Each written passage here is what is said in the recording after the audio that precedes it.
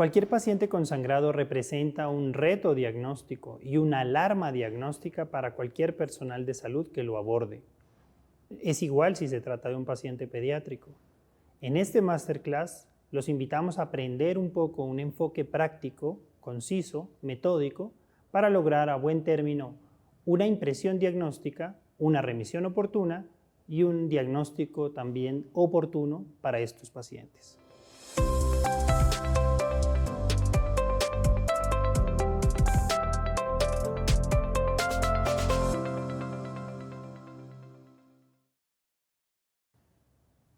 Hola. El abordaje de cualquier paciente pediátrico con sangrado tiene que ser un ejercicio metódico, práctico y sobre todo organizado para poder llevar a feliz término un diagnóstico correcto y una terapéutica también adecuada. Como todo en medicina, el ejercicio diagnóstico parte desde una primera instancia que es la anamnesis, luego un examen físico y probablemente después unas pruebas diagnósticas. Cuando intentamos abordar un paciente con sangrado, es importantísima la anamnesis. No solamente preguntando en los antecedentes familiares si hubo o no algún familiar cercano o lejano que ya haya tenido manifestaciones hemorrágicas. En los pacientes pediátricos también es importantísimo preguntar sobre los retos hemostáticos propios de la infancia.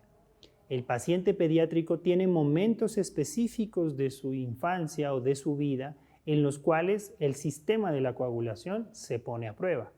¿Cuáles son esos momentos más importantes sobre los cuales debemos puntualizar o hacer énfasis en la anamnesis? El primero, el parto. Siempre preguntar cómo fue el nacimiento de estos pacientes. ¿Presentaron alguna complicación hemorrágica?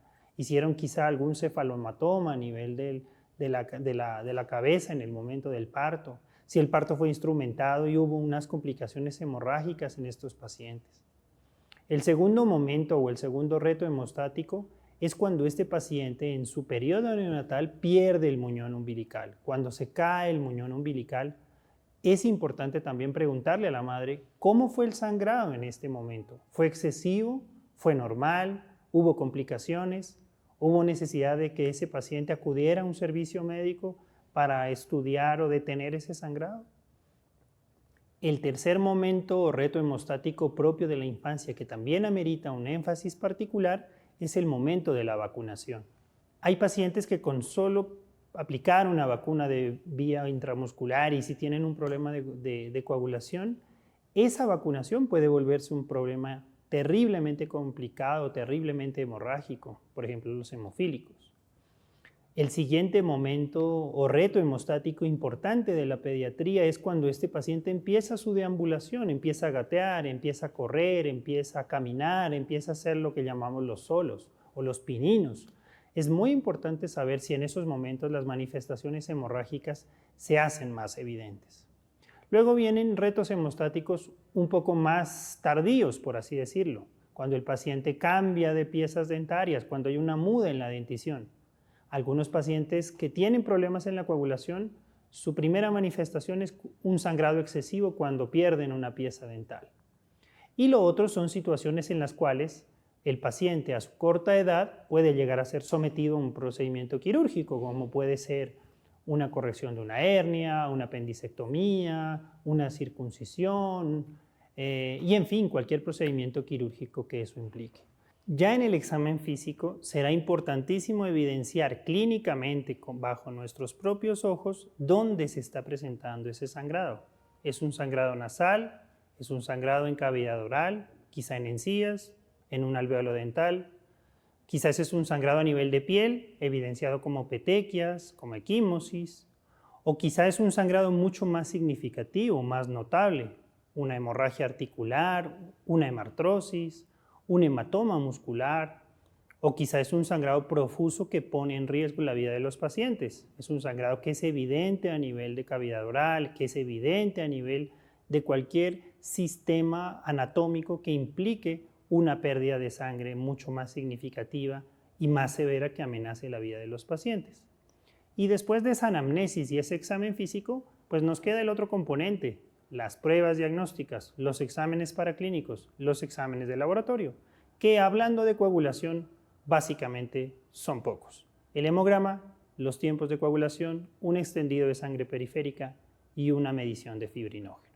Con estas herramientas que tenemos, con esas 3 herramientas de anamnesis, examen físico y pruebas paraclínicas, la idea es que podamos hacer un correcto abordaje o una correcta interpretación de qué es lo que le está pasando a ese paciente pediátrico que manifiesta sangrado.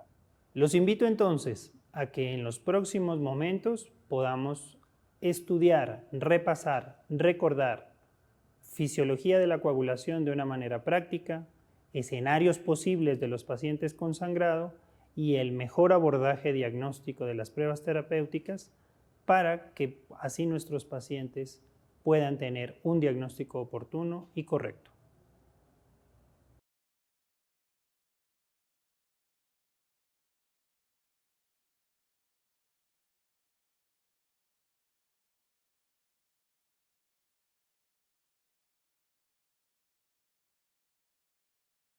Hola estimados amigos y colegas, bienvenidos a este espacio en el cual hablaremos sobre la coagulación y sobre los problemas que se presentan en el sangrado de los pacientes pediátricos en cuanto al abordaje clínico.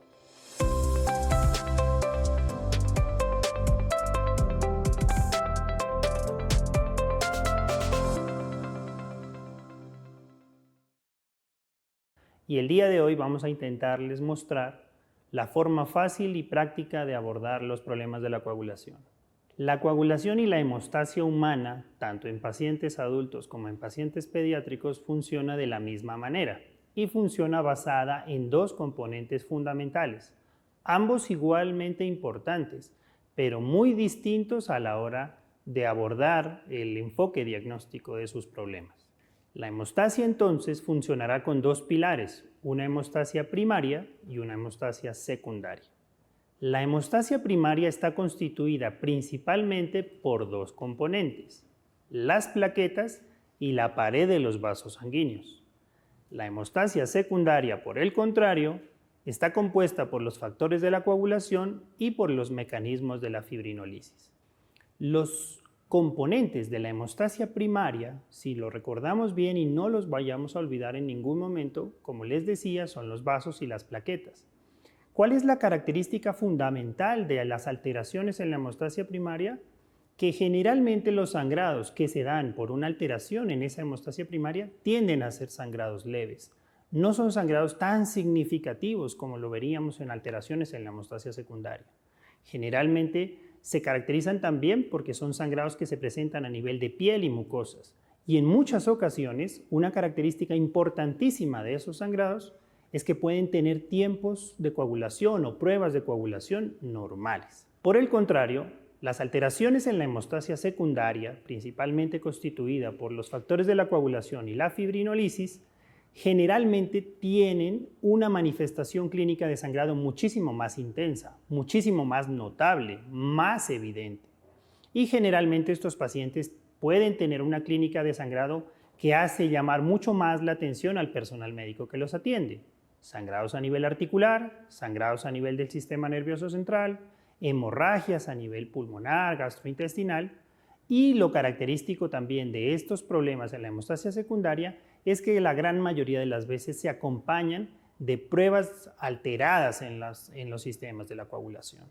Hablemos un poco de la hemostasia primaria. ¿Cómo funciona o qué es lo que sucede cuando se daña un vaso sanguíneo o cuando hay un sangrado?